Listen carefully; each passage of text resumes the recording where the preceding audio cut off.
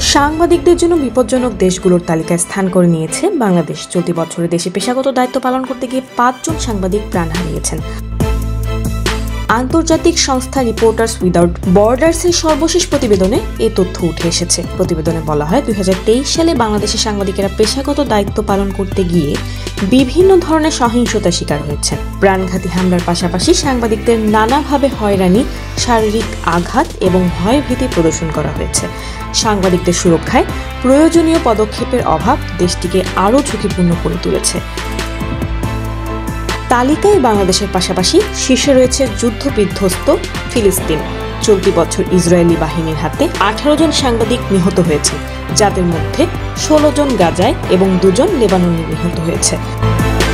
RSF এর প্রতিবেদনে সাংবাদিকদের জন্য বিপজ্জনক হিসেবে যে দেশগুলোকে চিহ্নিত করা হয়েছে তার মধ্যে পাকিস্তানও রয়েছে, যেখানে ৭ জন সাংবাদিক নিহত।